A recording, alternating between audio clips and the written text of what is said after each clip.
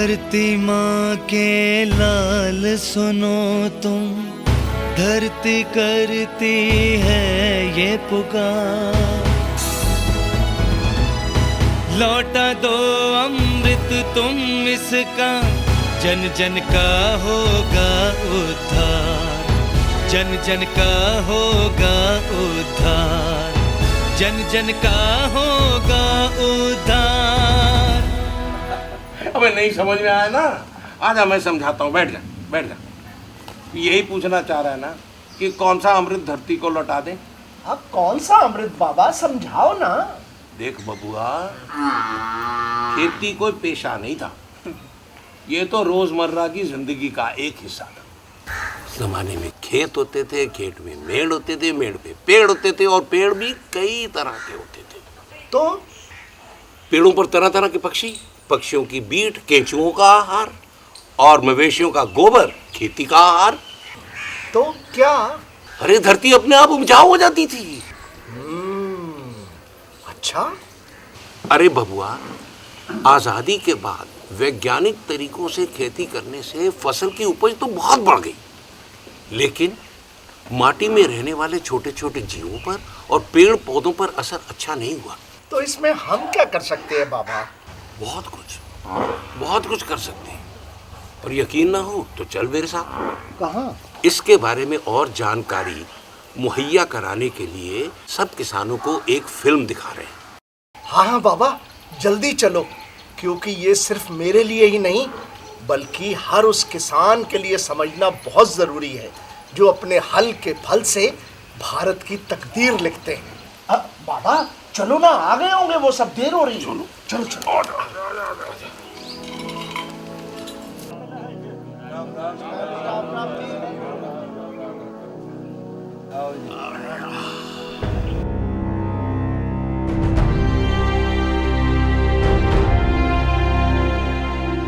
हरित क्रांति समय की मांग थी। हरित क्रांति के बाद कृषि उत्पादकता साल दर साल बढ़ती गई और खाद्यान्न के मामले में हम आत्मनिर्भर हो गए। लेकिन पिछले कुछ वर्षों से कृषि वृद्धि दर में स्थिरता आ गई। वजह है मिट्टी के स्वास्थ्य में आती जा रही गिरावट, क्योंकि दिन ब दिन मिट्टी में कार्बनिक पदार्थ एवं लाभदायक जीवाणु कम होते गए। बदलती दुनिया, जीवन शैली और रुचियों के दौर में पैदावार बढ़ाने के लिए हम पूरी तरह रसायनों पर निर्भर नहीं रह सकते। मिट्टी में पहले से ही लाभदायक सूक्ष्म जीव मौजूद होते हैं, परंतु उनकी संख्या को न केवल बरकरार रखना होगा बल्कि उनकी संख्या बढ़ानी होगी, और ये मुमकिन है जैव उर्वरकों के जरिए।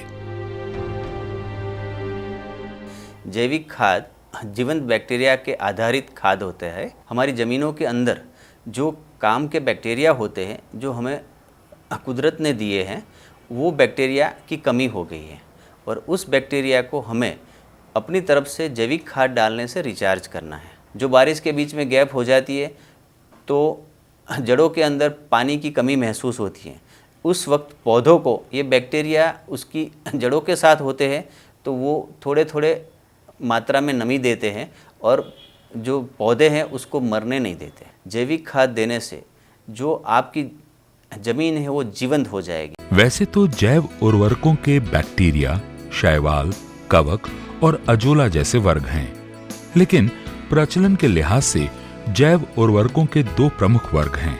पहला, जो मिट्टी में नाइट्रोजन का स्थिरीकरण करते हैं, और दूसरा जो मिट्टी में मौजूद फास्फोरस पौधों को उपलब्ध कराते हैं। राइजोबियम मिट्टी में नाइट्रोजन की मात्रा बरकरार रखता है। फलीदार फसलों के लिए इस्तेमाल किया जाता है राइजोबियम। अज़ैटोबैक्टर एवं पीएसबी का इस्तेमाल सभी फसलों के लिए किया जाता है। अज़ैटोबैक्टर के इस्तेमाल से मिट्टी में नाइट्रोजन तो बना ही रहता है, साथ ही ऑक्सिन, जिब्रेलिन जैसे हार्मोन और कुछ एंटीबायोटिक्स भी पौधों को उपलब्ध होते हैं। इससे पौधों की जड़ों की बीमारियों की रोकथाम भी होती है।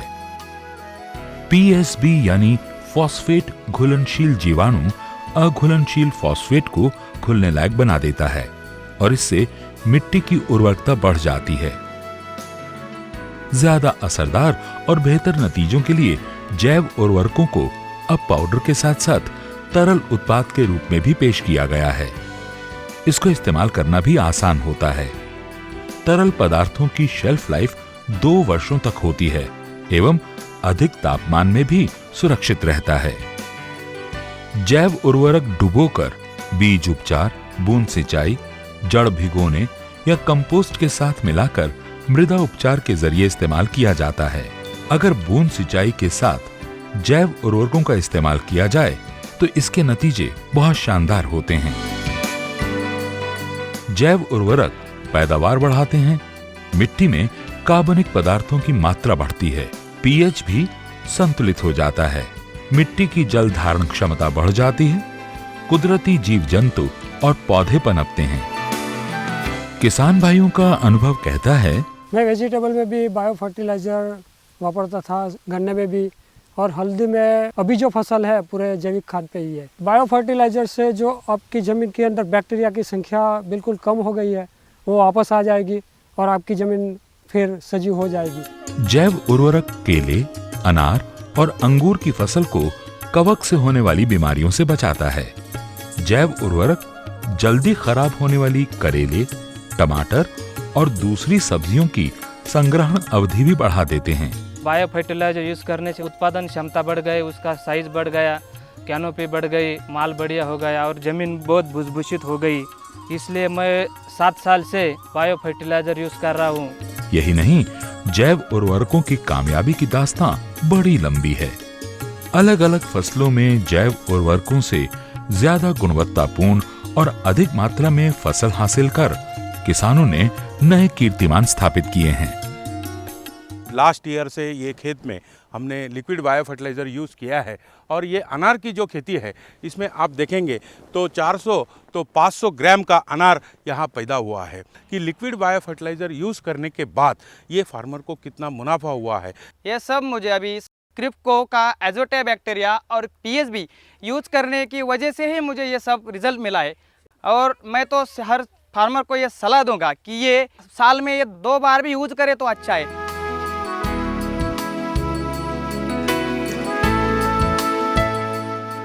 क्रिप्को के हजीरा, वाराणसी और लांजा में 3 जैव उर्वरक संयंत्र हैं। इनकी कुल उत्पादन क्षमता पाउडर के रूप में 750 मीट्रिक टन या तरल के रूप में 3.60 किलोलीटर सालाना है।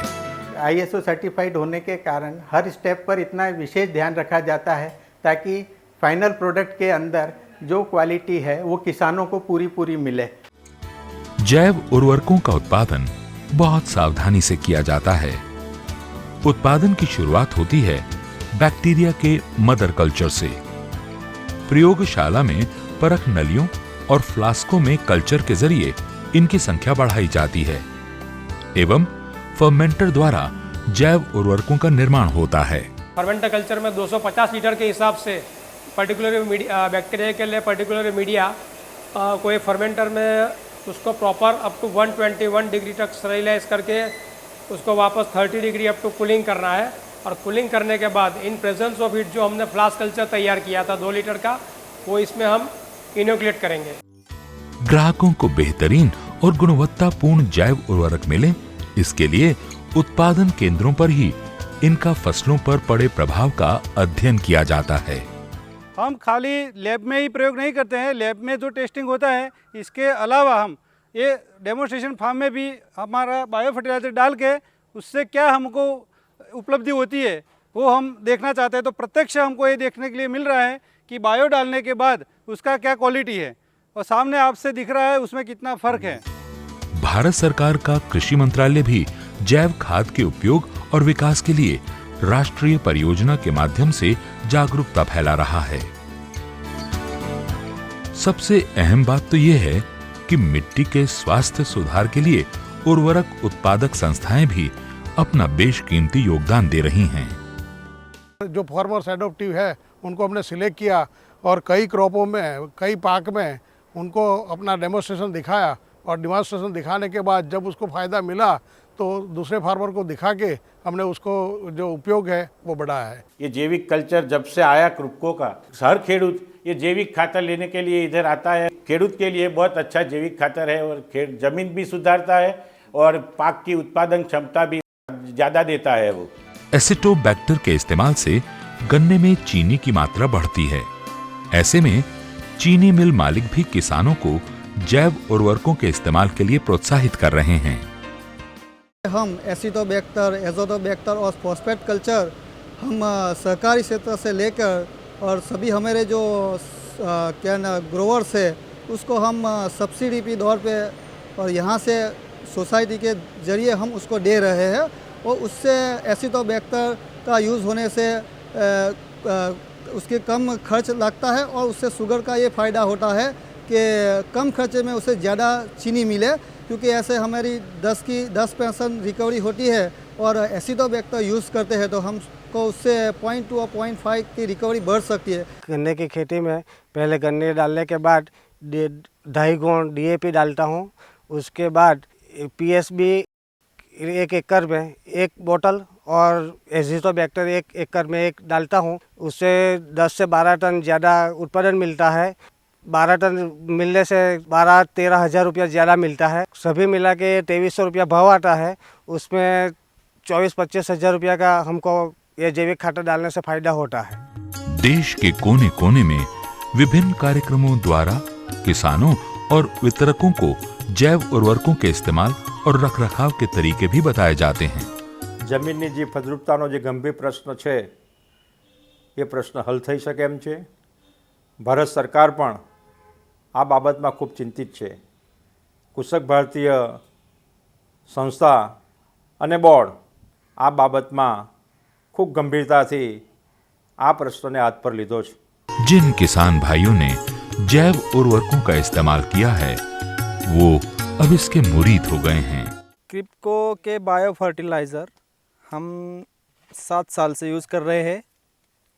वो यूज़ करने से हमको फल अच्छा तरह से बढ़ता है, पोषक होता है, उसका फूगवन होता है, लंबाई होती है, क्वालिटी दिखती है ज़्यादा और मूली अपटेक करने लगती है। जो नीचे सुप्त अवस्था में माइक्रोटन है उसको फास्ट अपटेक करके और ऊपर पौधों को देती है।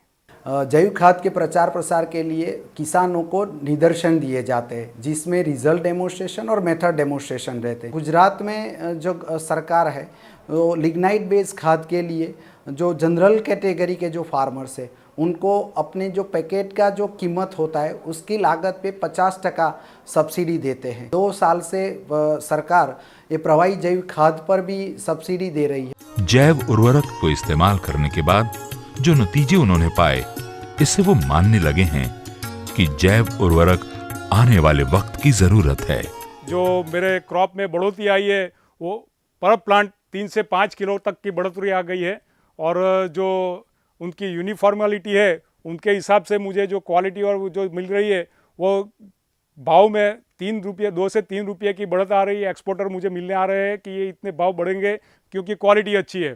क्रिप्को का जैव खाद डालने से 25% तक की बचत हो चुकी है और उनके हिसाब से ये ज़मीन भी अच्छी हुई है, क्रॉप भी अच्छे हुए और क्रॉप की क्वालिटी भी अच्छी हो गई है। मैंने इस गन्ने में 10 बोरी रासायनिक खातर डाला है और इस गन्ने में मैंने 8 बोरी रासायनिक खातर डाला है और जैविक खातर 2 लीटर डाला है और उसमें दोनों में आपके सामने ये फर्क दिख रहा है।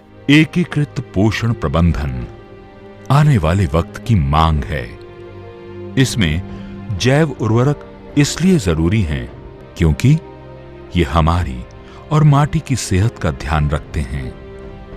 माटी के सूक्ष्म जीव पुकार रहे हैं कि वो हमारी मदद को तैयार हैं। आइए मिट्टी के इन सूक्ष्म जीवों की मदद लें, जैव उर्वरक इस्तेमाल करें और निर्माण करें एक सुखद, सुनहरे और शानदार भविष्य का।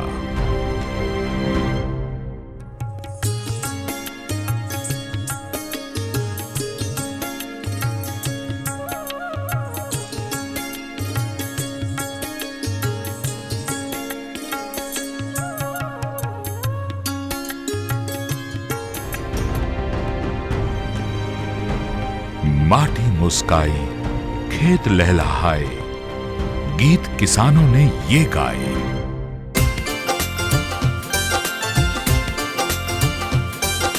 खेतों में डालेंगे, जैव खाद खुशी से फसलें नई उगाएंगे, फसलें नई उगाएंगे।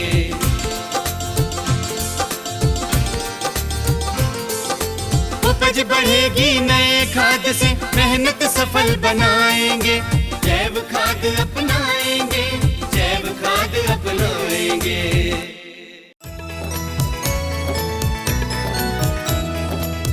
धरती माँ के लाल सुनो तुम, धरती करती है ये पुकार। लौटा दो अमृत तुम इसका, जन जन का होगा उद्धार, जन जन का होगा उद्धार, जन जन का होगा उद्धार।